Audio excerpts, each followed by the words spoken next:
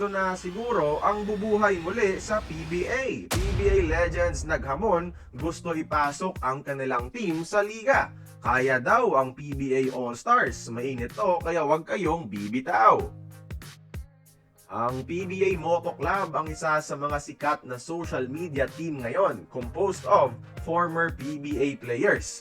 Madalas mga legends, pero meron din mga bangko at role players.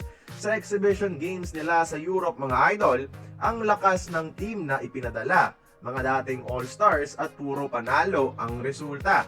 Ngayon, naghamon si Rico Meyerhofer sa PBA office na ikasa daw ang laban nila kalaban ang mga all-stars ng PBA.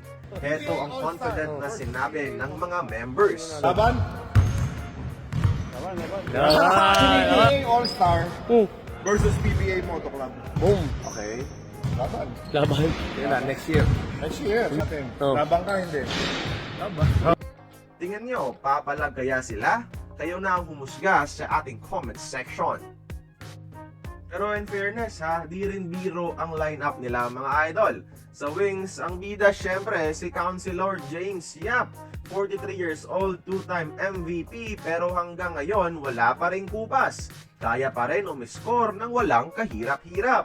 Tapos nandyan si Cyrus Kairos Baguio, isa sa mga best high-flying wings ng PBA noon. Si KG Canaleta madalas din sumama sa kanila. Hari ng slam dunk sa PBA na naging matinik na 3-point shooter sa kalaunan. Sa guards, meron silang MVP na si JJ Helterbrand. Hanggang ngayon, malakas pa rin to maglaro. At paminsan-minsan mga idol, nandyan rin si Alex Cabagnot, ang crunchman na hanggang ngayon, kondisyon pa rin sa professional basketball setting. Tapos may PJ Simon pa na pwede pa rin maging super sub. At may Ryan Aranya pa off the bench. Tapos mga idol, idagdag mo na rin si Kid Lightning Paul Artadi na mabilis at makulit pa rin na point guard sa court until now. Sa big man naman, syempre, sentro si Rico Meyerhofer. Mayabang lang pero dating Rookie of the Year at maaasahan pa rin ngayon. Siguro. Ewan ko lang. Tapos may Dog Kramer pa sila na enforcer sa ilalim. Ang bumangga, giba. Andyan rin si Kirby Raimundo, isa sa mga best post-up players ng panahon niya mga idol. Di kumukupas ang galing ni Kirby the Kid Raimundo. Tapos syempre hindi pa huhuli ang PBA GOAT as in kambing literal, Jerwin Gakunatex. Masasabing confident and proud itong PBA Moto Club na makakasabay sila sa mga middle teams, pwera lang sa mga super teams mga idol.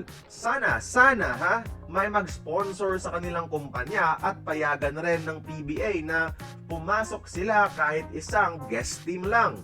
Panahon pa nila huling tinangkilik ng mga tao ang PBA, and bringing them back might bring people back. Tingnan nyo mga idol, kaya pa kayang sumabay ng mga PBA legends na ito sa ating liga ngayon? I-komento nyo nga sa ibaba mga idol.